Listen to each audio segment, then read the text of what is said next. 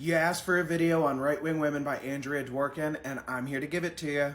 So Dworkin posits that women who are right-wing follow that lifestyle and that political ideology because they are made certain promises by the right wing. The promises are form, shelter, safety, rules, and love. Those are the 5 things that you are promised directly or indirectly in a material or immaterial way by the right wing as a woman. But not just any woman, as a white woman who will follow their rules. White can kind of have parentheses and an asterisk next to it, but the will follow their rules part definitely does not. So the rules, form, and safety stuff are all really connected because basically if you're kept relatively undereducated compared to the men in your family, the world will look like a mysterious place, the world will look like a dangerous place, and it will still be dangerous the more you know. And this idea that if you can just follow the rules, you'll get the good outcome.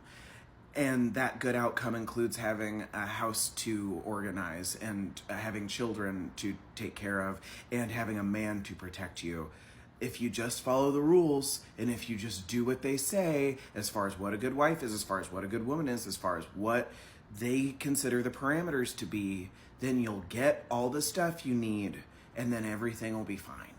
That is the promise that is made to them. It ain't real, but that's the promise.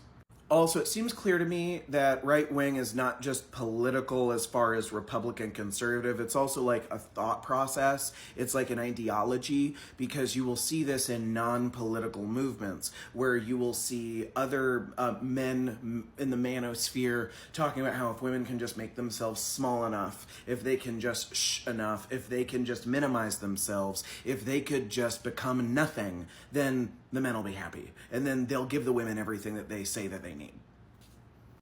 So then the next chapter is called The Politics of Intelligence, or my name for it, Why White Bitches Pretend to Be Stupid Half the Time. A woman must keep her intelligence small and timid to survive, or she must hide it altogether or hide it through style. But intelligence is not ladylike. Intelligence is full of excesses. No woman could be Nietzsche or Rimbaud without ending up in a whorehouse or lobotomized. Any vital intelligence has passionate questions and aggressive answers, but women cannot be explorers. There is no Lewis and Clark of the female mind.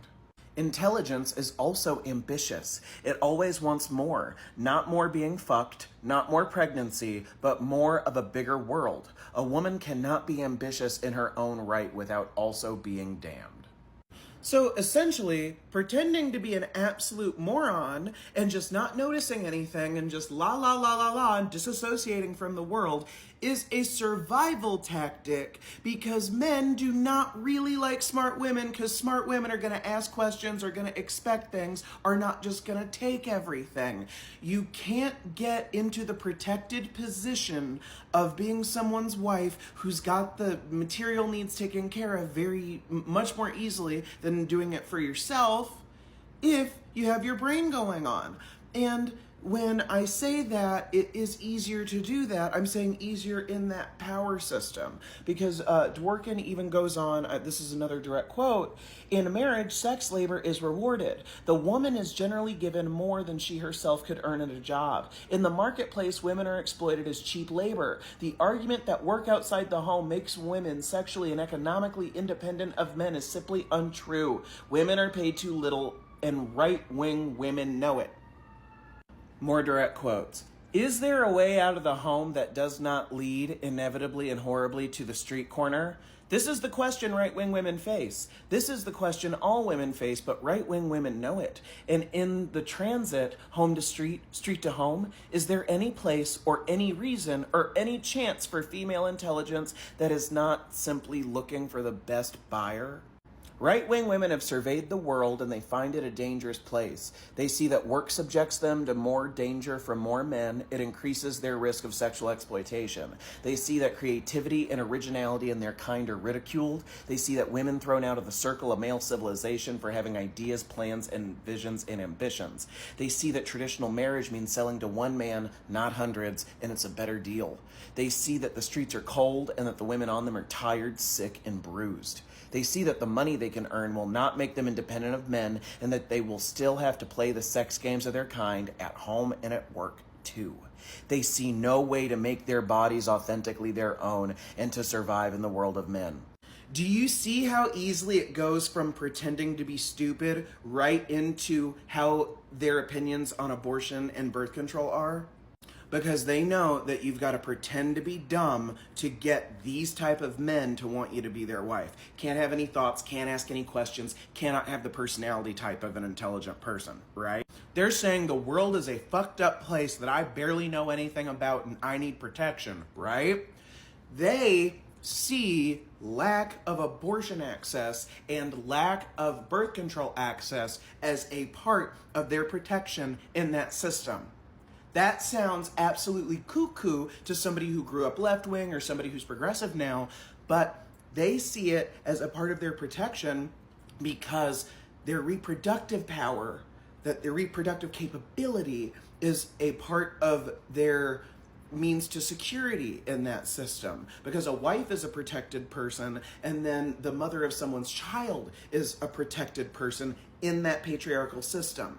But notice how all these things are dependent on men following the rules and women doing that in turn, you know, because the women always end up following the rules, but the guys don't always follow up their end of the bargain. And that's how the abortion and birth control thing shows up, because they feel like if my risk of getting pregnant is infinitely higher, I have more of a capacity to close the deal. I have more of a capacity to either make him act right or keep him away from me. It's the only way I can get him to say no to sex, really, because they know that if abortion's available or that if birth control's available, well, if they know she's one of those girls who's on the pill, they know there won't be any proof. If they know they've got enough money to pay for this procedure, well, then they can still go ahead and do whatever they want to do. They're willing to put their bodies on the line as the sacrifice, so that, because they know it's the only way to get men to be accountable, at least some of the time. They're willing to give up one type of freedom for another type of freedom. They're not dumb. These right-wing women, quote unquote, they're not dumb. They just see everything through the lens of that it's never gonna get any better, and that this is the way things are. The patriarchy is the way it is. Men use power the way that they do. There's no changing the system. So what can I do to increase my viability in a broken system? Another really important point that this book shows about how abortion worked before 1973-74, when it was federally legalized through Roe versus Wade in the United States, is that from whatever data they were able to collect from, emergency room visits and from autopsies and from, evidence of what had to have happened since these were illegal procedures, it appears that around 2/3 of the women who had abortions before it was legalized were married women. And that this idea that it was all unmarried women, just not true. So right-wing women know that it doesn't work the way they say it do, but it's their best hope, their best chance. There is only one real difference between right-wing women and between left-wing feminists. The difference between a right-wing housewife and a just really radical feminist is not education. It's not a consciousness-raising group. It's not learning. It's not exposure, because they both know a lot about the world and they both have a lot of life experience and they both know a lot about men and themselves. And nobody on either side is stupid.